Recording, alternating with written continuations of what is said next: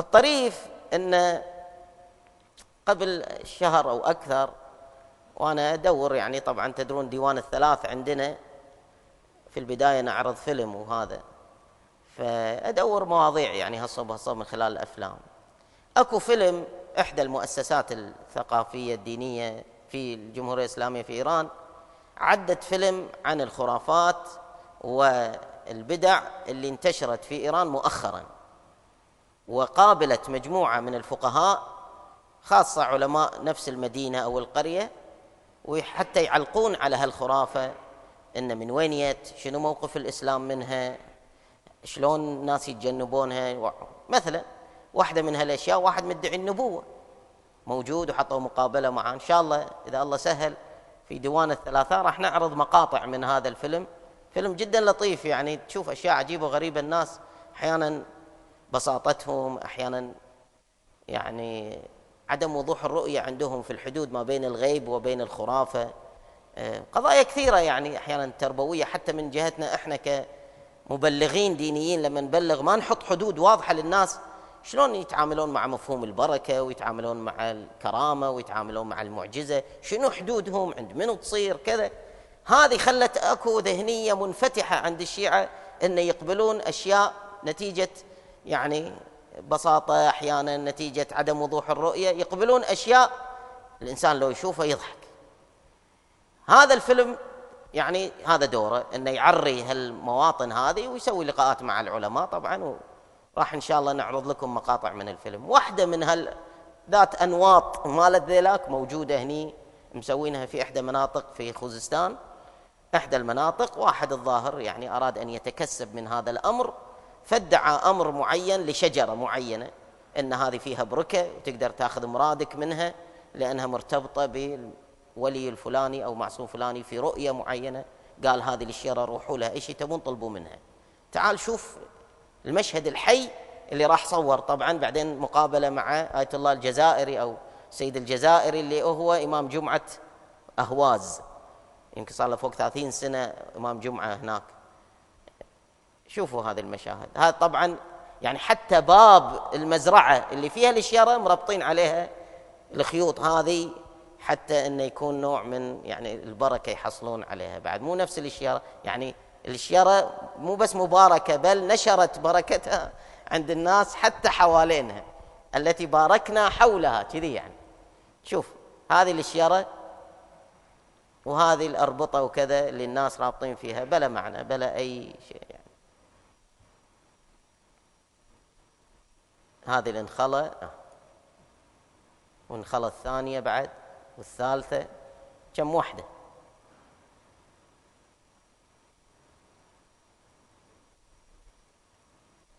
طبعا هذا هم زارع له صغار يدد الحين هم جاي دورهم ان شاء الله. ظهر كل المزرعة.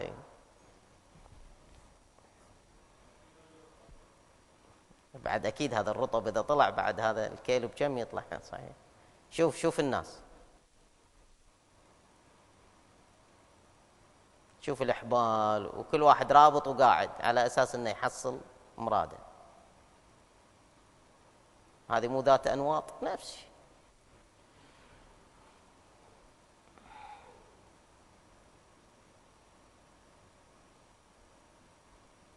ودائما يزرعون ناس. هذا السيد الجزائري قاعد يعلق على القضية.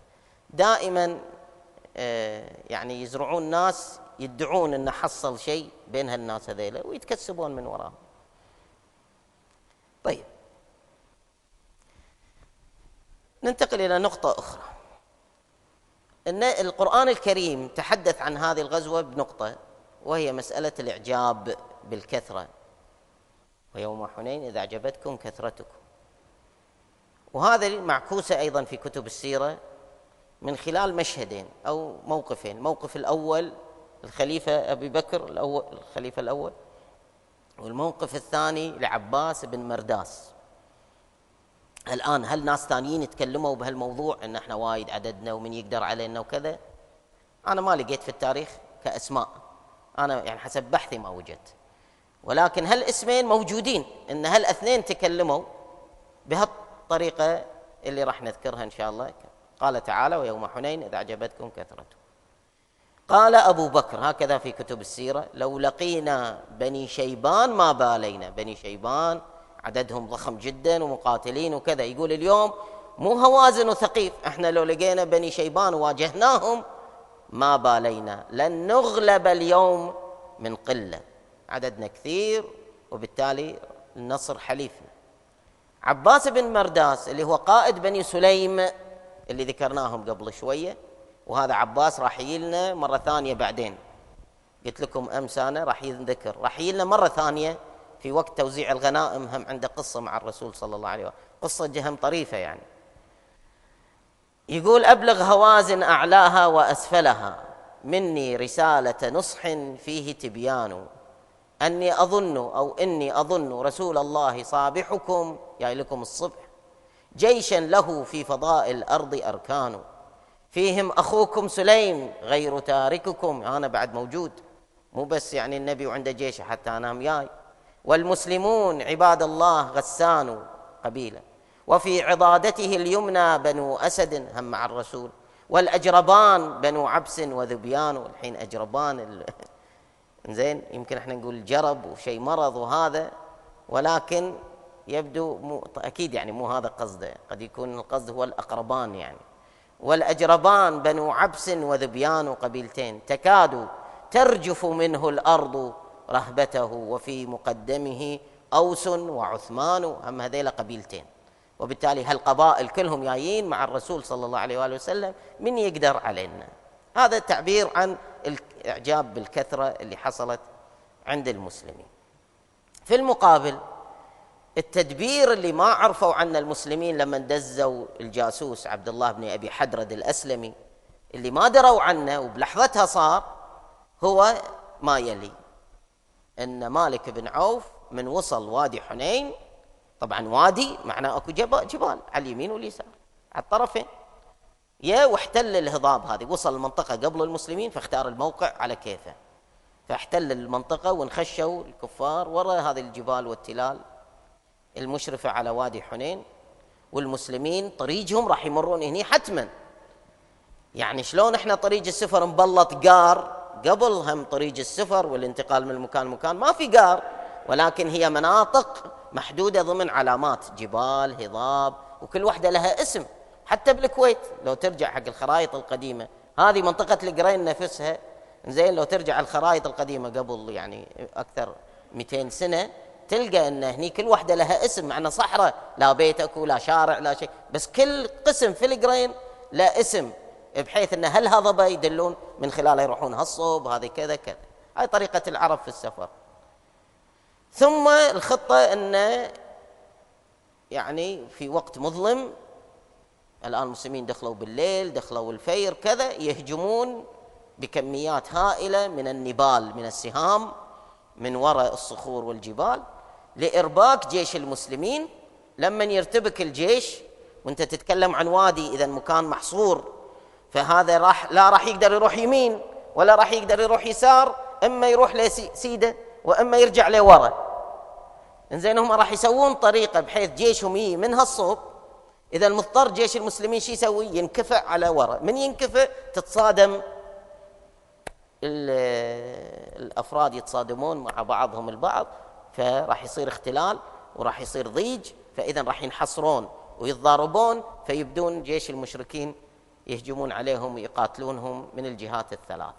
فإذا الخطة كانت كذي، جيش المسلمين قاعد يتقدم بهالاتجاه، هذا وادي حنين وهذه الجبال، جيش المشركين جاي من هذا الاتجاه، احتلوا هني وصارت الكمائن في الاتجاهين هذا، بحيث أول ما يدشون المسلمين يبدون يغزونهم بكميات النبال الضخمة.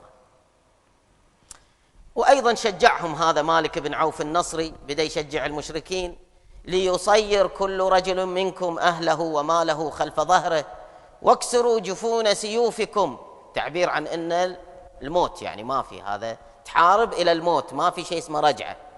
واكمنوا في شعاب هذا الوادي وهذا الوادي وفي الشجر، فإذا كان في غبش الصبح، ظلمة الصبح، احنا نقول غبشة أو بعض يعبر بغبشة، يعني ظلمة تكون، يعني أول ما يطلع الفير، فاحملوا حملة رجل واحد وهدوا القوم فإن محمدا صلى الله عليه وآله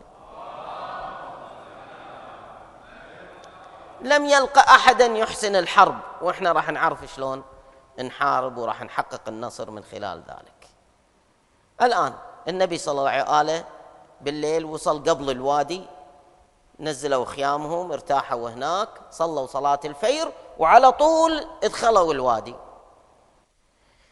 منو أول قسم دخل؟ هذا اللي قلنا تذكروا أمس، قلنا بني سليم تذكرهم لا تنسونهم. بني سليم 1000 مقاتل، قائدهم العباس، وقدام العباس بن مرداس خالد بن الوليد كان هو يقودهم بهالترتيب.